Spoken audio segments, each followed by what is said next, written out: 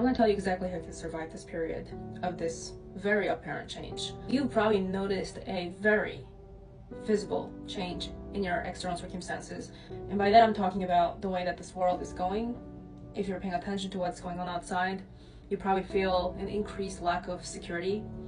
And it's not just financial security. You probably just feel overall unwell and unsafe. A lot of it is energy. And that's why you can't really put a finger on it. But you know that the world is going down and the state of the war or the state of the world is very unstable. So like logically you have some facts. But it's more so what you're feeling on the inside that's giving you this sense of insecurity about what's ahead. So this is how you're going to survive. You are going to be committed to experiencing yourself as a soul. You don't necessarily have to understand the spiritual side of things, but do you understand that the way that you exist is more than just what you do as a job, as a role? Your existence doesn't revolve around your responsibilities. And I'm encouraging you right now to experience yourself as a soul, like a being. Stop living up here only. I want you to come back down and come inside. Go center yourself. Feel yourself in the center of who you are as a being. And then I want you to start looking at the world a little differently. Now, I'm not saying that this mindset shift alone is going to change your life for you. We're not expecting life to change. I'm inviting you to experience yourself as something profound so that at least you have a meaning for yourself.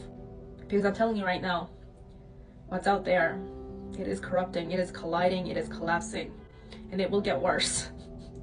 But when you're open to yourself, when your heart is open, when you're true to yourself, it also activates your magnet to attract other people, or it gives you the magnet to be attracted to other people that are able to feel you, right? Because ultimately what you're looking for is the feel. You're looking for the inspiration. You're looking for reasons to live, your reasons for life, reasons that give you the worthiness to keep going, right?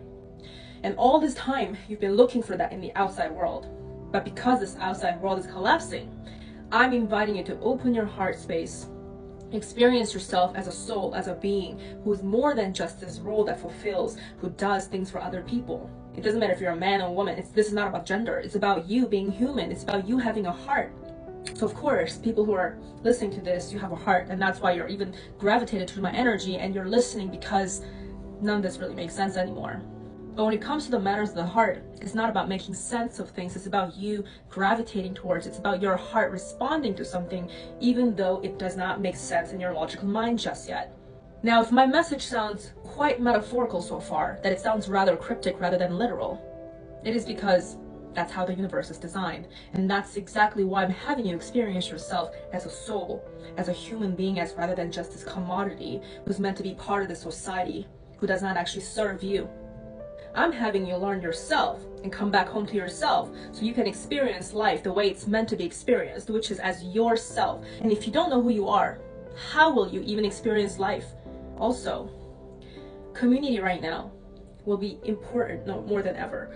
Friendships, relationships, people who understand you. And in order to find community, you also have to be an active member in the community, meaning you cannot walk around being avoidant. You cannot walk around being entitled. You have to be a pleasant person to be around. Now, I'm not saying you have to conform and be pleasant and then people please. What I'm saying here is that be self-aware and conscious enough that you know how you're contributing to people, so that you're not out there expecting things from people and not giving anything in back, because the community is all about giving and receiving. It's an exchange. It's based on equity.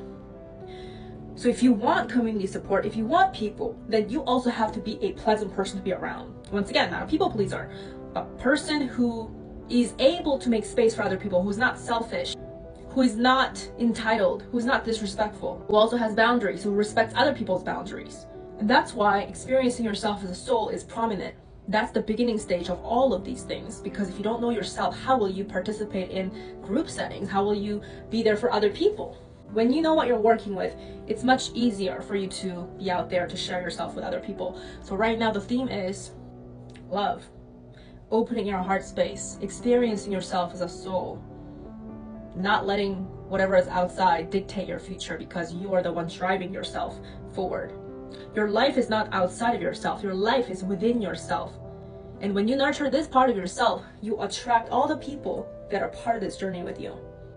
So So if you don't know who you are, you can also check out the course that I created for you, The Real Authentic Me. You can check it out on my shop, yourhealingmatters.com. It's also the link in my bio. You can also join my Patreon for exclusive conversations with me and other community members, and you can also join my classes on a monthly basis. That's going to help you foster self-healing and growth.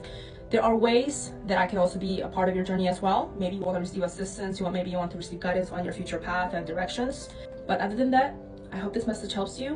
Once again, the clarity you're looking for is within you, not out there. Good luck.